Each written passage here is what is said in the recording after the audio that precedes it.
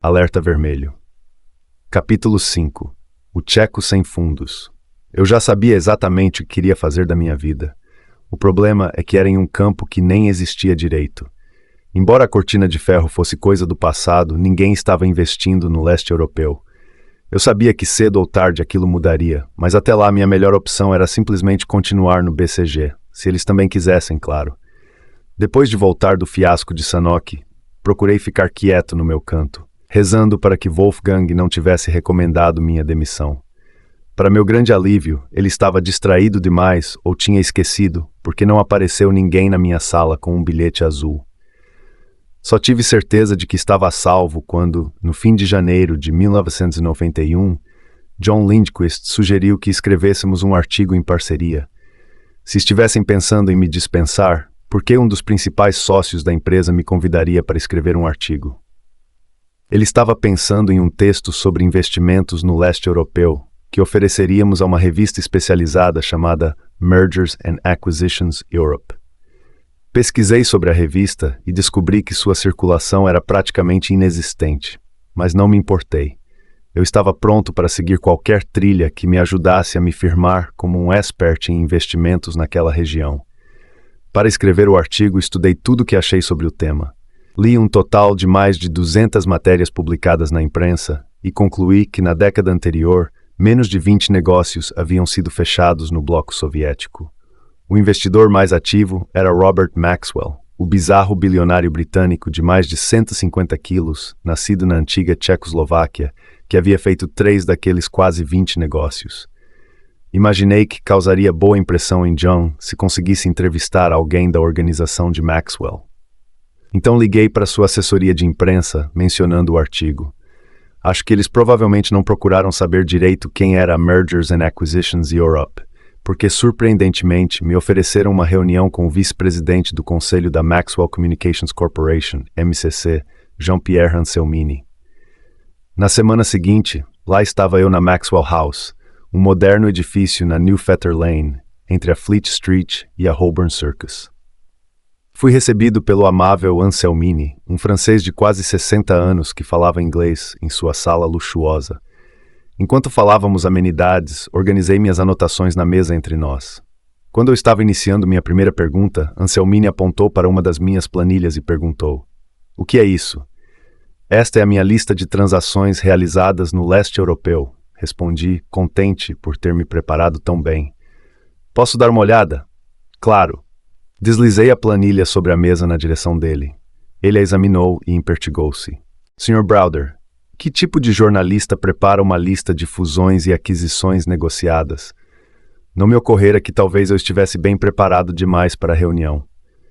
"Você poderia me falar um pouco mais sobre essa revista para a qual trabalha?" "Bem, eu não trabalho exatamente para uma revista. Na verdade, trabalho no Boston Consulting Group. Estou escrevendo esse artigo como freelancer porque sou fascinado por investimentos no leste europeu." Ele se reclinou e me lançou um olhar inquiridor. "E por que você tem tanto interesse no leste europeu?" Então lhe contei como estava animado por ter feito um investimento em uma das primeiríssimas privatizações da Polônia. Falei a respeito da Auto Sun e sobre ter a ambição de fazer carreira como investidor no leste europeu. Quando ficou claro para ele que eu não estava lá para espionar Maxwell ou sua empresa, Anselmini começou a relaxar. "Vou lhe dizer uma coisa. Você ter vindo aqui hoje pode ser algo muito oportuno." Ele alisou o queixo. "Estamos no processo de montar um fundo de investimentos chamado Maxwell Central and East European Partnership. Você me dá a impressão de ser exatamente o tipo de pessoa que estamos procurando. Você teria interesse?" "Óbvio que sim." Tentei disfarçar meu entusiasmo, mas não consegui. Saí de lá com uma entrevista de emprego agendada. Para me preparar melhor, passei as 2 semanas seguintes tentando achar alguém que soubesse como era trabalhar para Robert Maxwell. Dono do Daily News, ele era considerado não apenas excêntrico, mas também mandão, irritadiço e intratável, e isso me deixava preocupado. Localizei uma ex-consultora do BCG que já tinha trabalhado para ele. Liguei e pedi sua opinião. Depois de longo silêncio, ela disse: "Bill, desculpe-me se estou sendo direta demais, mas acho que seria uma insanidade você ir trabalhar para Maxwell." "Por quê?" "Robert Maxwell é um monstro. Ele demite todo mundo o tempo inteiro, explicou Sylvia em um tom tão emocionado que cheguei a me perguntar se ela havia sido uma das pessoas dispensadas por ele. Isso não é muito reconfortante. Após nova pausa, ela prosseguiu. Não, não é. Eu poderia lhe contar muitas histórias, mas há uma que está circulando com maior frequência. Mais ou menos 6 meses atrás, Maxwell estava em seu jato particular em Tampa, na Flórida. O avião estava taxiando em direção à pista de decolagem quando ele pediu à assistente uma caneta para assinar alguns documentos. Ela lhe entregou uma esferográfica Biro em vez da sua costumeira Montblanc, e ele ficou furioso, exigindo que ela explicasse como podia ser idiota a ponto de não lhe dar a caneta certa. Ela não deu uma resposta satisfatória e ele a demitiu no ato. Ela foi literalmente largada no pátio do aeroporto. A pobre secretária de 26 anos, de Essex, teve que se arranjar para voltar para Londres por conta própria. Achei outros 3 antigos funcionários de Maxwell e ouvi 3 casos igualmente ultrajantes e pitorescos, todos com um denominador comum. Todo mundo acabava demitido. Um amigo que trabalhava na Goldman Sachs me disse: Bill, a probabilidade de você durar mais de 1 ano lá é 0. Refleti profundamente sobre essas histórias conforme o dia da entrevista se aproximava, mas não conseguiram me intimidar. E daí se eu fosse demitido? Eu tinha um MBA de Stanford e o BCG no currículo. Poderia arranjar outro emprego se precisasse. Fiz a entrevista e depois mais 2. Poucos dias após a última, me ofereceram um cargo. Contra todos os conselhos, eu aceitei. Comecei no meu novo emprego em março de 1991. Com um salário mais alto, passei a ter condições de morar sozinho e me mudei para uma casinha simpática em Hampstead. De lá eu caminhava por uma estrada estreita, pegava a linha Northern e descia na Chancery Lane, de onde seguia até a Maxwell House. Robert Maxwell havia comprado o prédio em parte porque era um dos 2 únicos em Londres em cujo teto era autorizado o pouso de helicópteros. Isso permitia que ele fosse diariamente de helicóptero de sua casa em Headington Hill Hall, em Oxford, para o escritório, fugindo do trânsito. A imagem do patrão chegando para o trabalho assim, de maneira tão grandiosa, parecia mesmo impressionante, até eu experimentar ao vivo pela primeira vez. Com a janela aberta, em um dia quente de primavera, ouvi o ruído característico do helicóptero se aproximando. Quanto mais perto, mais intenso. Quando o helicóptero estava sobre o edifício, papéis começaram a voar por todos os cantos, e todas as conversas telefônicas tiveram que ser interrompidas devido ao barulho. As coisas só voltaram ao normal quando a aeronave completou o pouso em segurança e os rotores foram devidamente desligados. A agitação inteira durou 4 minutos. No meu primeiro dia, fui informado de que poderia pegar uma cópia do meu contrato de trabalho com a secretária de Maxwell. Fui ao 10º andar e esperei na recepção até que ela pudesse me atender. Enquanto eu folheava um relatório anual, o próprio Maxwell saiu repentinamente da sala. Seu rosto estava vermelho e manchas escuras de suor encharcavam a camisa em torno das axilas. Por que você ainda não completou a ligação para Sir John Morgan? Gritou ele para a assistente, uma loira imperturbável vestindo saia escura que não pareceu nem surpresa nem ofendida pela explosão do chefe. O senhor não me disse que queria falar com ele, respondeu ela calmamente, olhando por cima da armação dos óculos. Escute bem, senhorita, eu não tenho tempo para dizer tudo o que você tem que fazer. Se você não aprender a tomar a iniciativa, nós vamos nos desentender, rugiu Maxwell. Afundei na poltrona para não ser notado e com a mesma rapidez com que apareceu, Maxwell voltou para sua sala. A assistente terminou o que estava fazendo e me entregou o envelope com um olhar matreiro. Peguei-o e voltei para o 8º andar. Mais tarde, naquele mesmo dia, mencionei o incidente para uma das secretárias que ficavam perto da minha mesa. Isso não é nada, comentou ela, contrariada. Algumas semanas atrás, ele brigou tão feio com alguém do seu jornal na Hungria que o pobre coitado teve um ataque cardíaco. Voltei para minha mesa sentindo o contrato em minha mão pesando mais de 1 tonelada. Naquela noite, como que para confirmar o que todo mundo realmente pensava sobre Maxwell, assim que o tá-tá-tá das hélices do seu helicóptero foi ouvido, indicando que ele estava indo embora, aplausos e urros de satisfação tomaram conta do andar. Não consegui evitar a pergunta: será que cometi um grande erro ao vir trabalhar aqui? Na segunda-feira da minha segunda semana, quando cheguei para trabalhar, encontrei um novo empregado recém-contratado sentado à mesa vazia da minha sala. Era um inglês de cabelos lisos, um pouco mais velho que eu. Ele se levantou e estendeu a mão. Olá, eu sou George Ireland. Vou dividir esta sala com você. Seu sotaque inglês soava tão nobre e pomposo que achei que ele estivesse fingindo.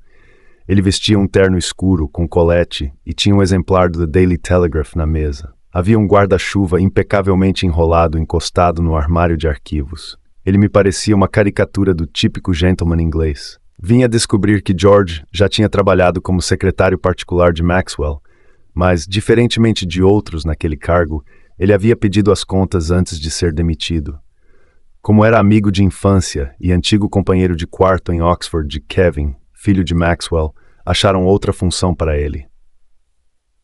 Embora fosse conhecido pelas humilhações que impingia a seus funcionários, Maxwell tinha um espírito estranho e profundo de lealdade familiar, estendida também a George. Entretanto, assim que conheci George, fiquei desconfiado.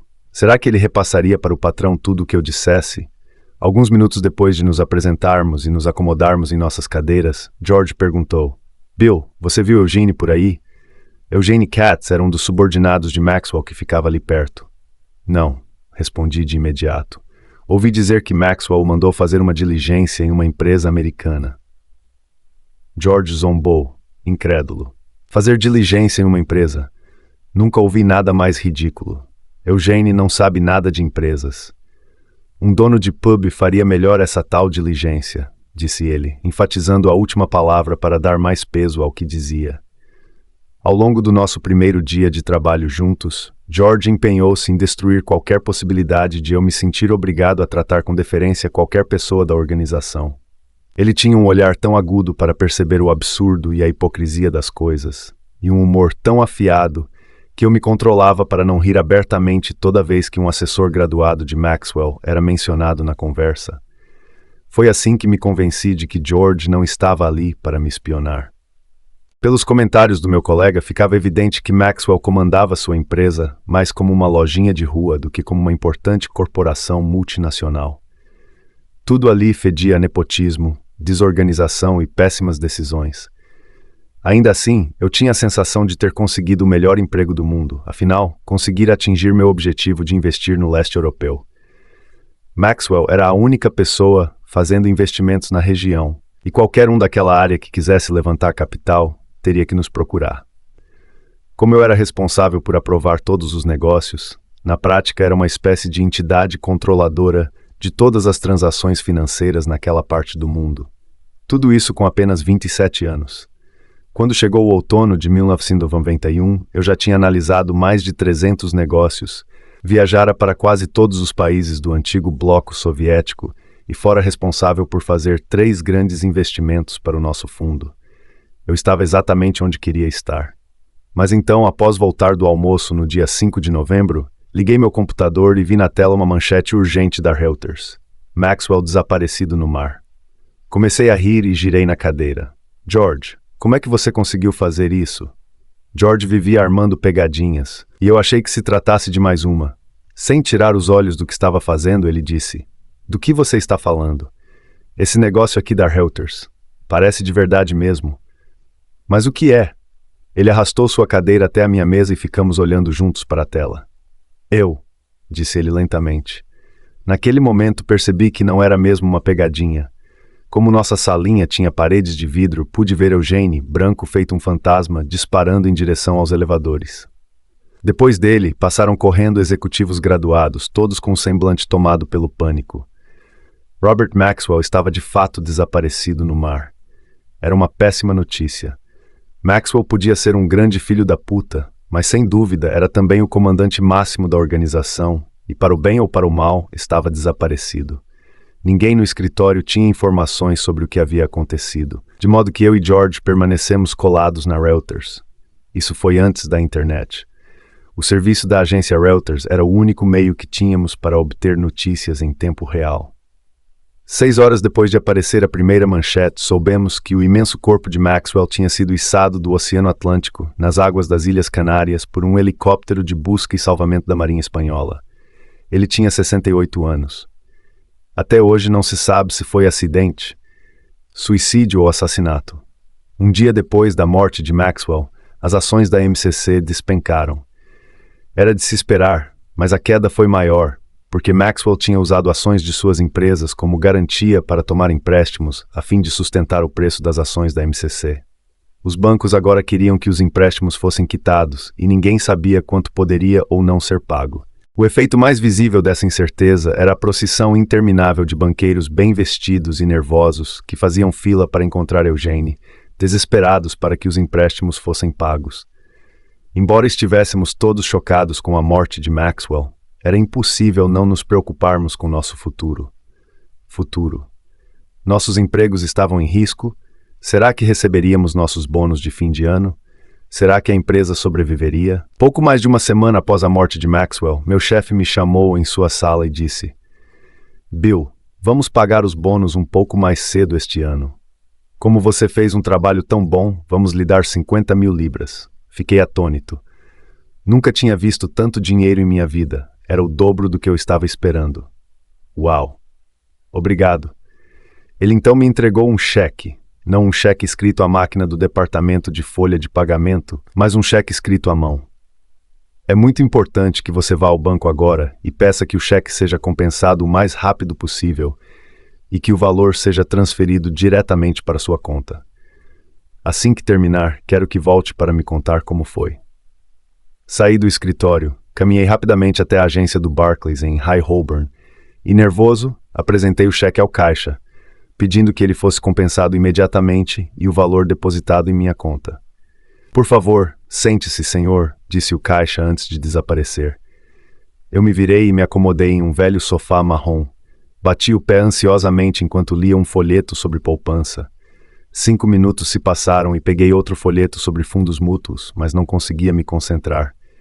Comecei a pensar na viagem para a Tailândia que eu estava programando para as férias de Natal, quando tudo estaria resolvido. 30 minutos se passaram. Algo estava errado. Por que estava demorando tanto? Finalmente, 1 hora depois, o caixa voltou com um homem de meia idade, careca, de terno marrom. Sr. Browder, sou o gerente. Ele balançou um pouco os pés e olhou para o chão antes de me encarar, cauteloso. Sinto muito, mas a conta não tem fundos suficientes para descontar este cheque. Eu não conseguia acreditar. Como a MCC, uma empresa de vários bilhões de libras, não tinha dinheiro suficiente para cobrir um cheque de 50 mil libras. Peguei o cheque e corri de volta ao escritório para dar a notícia ao meu chefe. O bônus dele seria algumas ordens de magnitude acima do meu. Dizer que ele ficou chateado é uma descrição muito branda. Naquela noite, voltei para casa arrasado. Apesar dos recentes acontecimentos no trabalho, era minha vez de receber amigos expatriados para nosso jogo de pôquer semanal. Meus nervos estavam tão desgastados que eu não teria reclamado se o jogo tivesse sido adiado para outra hora, mas no final do dia, 6 dos meus amigos já estavam a caminho de casa. Na era pré-celular, teria sido impossível encontrar cada um deles e cancelar. Fui para casa e meus amigos chegaram, um a um, a maioria deles executivos e consultores de bancos, além de um novato, um repórter do The Wall Street Journal. Quando todos estavam lá, abrimos algumas cervejas e começamos a jogar Dealer's Choice, em que a pessoa que distribui as cartas escolhe o tipo de pôquer da mão. Depois de algumas rodadas, meu amigo Dan, um australiano que trabalhava na Merrill Lynch, já estava perdendo 500 libras, uma quantia alta para nossa mesa. Muitos de nós pensamos que ele deveria desistir e ir para casa, mas ele fez uma cara dura e disse de forma meio desanimada: Não se preocupem, amigos, eu vou dar a volta por cima. Além disso, já é hora de receber meu bônus anual. 500 libras não farão falta. Algumas cervejas, a ostentação de Dan e a proximidade de seu bônus me impediram de ficar calado. Olhei em volta e disse: Pessoal, vocês não vão acreditar no que aconteceu comigo hoje. Comecei a contar a história e antes de continuar disse: Pessoal, vocês têm de prometer que manterão segredo total sobre isso. As cabeças ao redor da mesa assentiram em concordância e comecei a contar o drama que havia vivido durante o dia. Meus amigos que trabalhavam em bancos ficaram petrificados. Os bônus são a única coisa com que os executivos de bancos de investimento se preocupam. A ideia de receber um cheque e não poder descontá-lo é o pior pesadelo deles. O jogo terminou pouco depois da meia-noite. Dan não conseguiu recuperar seu dinheiro e todos foram para casa. Apesar de ter perdido 250 libras no jogo, fui para a cama satisfeito, sabendo que tinha contado a melhor história da noite. Continuei trabalhando naquela semana como se tudo estivesse normal, mas os acontecimentos estavam tomando um rumo difícil em Maxwell. 2 dias após o jogo de pôquer, eu estava caminhando para a estação de metrô Hampstead e parei para pegar um exemplar do The Wall Street Journal. Logo acima da dobra, no meio da primeira página, li a manchete: O Tcheco Sem Fundos. O crédito pela Tony Horwitz, o repórter com quem eu havia jogado pôquer. Comprei o jornal e abri. Ali, palavra por palavra, estava exatamente a história que eu havia contado na mesa da minha cozinha. Aquele filho da puta. Peguei o metrô e reli o artigo, mortificado pelo que havia feito. Achei que o repórter manteria o segredo, mas ele havia me enganado. Independentemente da crise que a empresa estava enfrentando, não havia como eu me explicar e sair ileso dessa merda monumental. Quando cheguei ao trabalho, caminhei olhando para frente para evitar os olhares dos meus colegas. Estava desesperado para encontrar uma justificativa plausível para meu ato, mas não consegui. Na BBC vi imagens da confusão do lado de fora do nosso prédio e até mesmo uma breve foto minha tentando atravessar a multidão. Mais tarde naquela noite, a BBC informou que a fraude de Maxwell foi a maior da história britânica. Na manhã seguinte eu não conseguia decidir. Deveria ir trabalhar ou não. Depois de uma hora de reflexão, decidi ir. Deixei a paz da minha casinha, peguei o metrô e, mais uma vez, tive que forçar a passagem pela barreira de repórteres em frente a Maxwell House.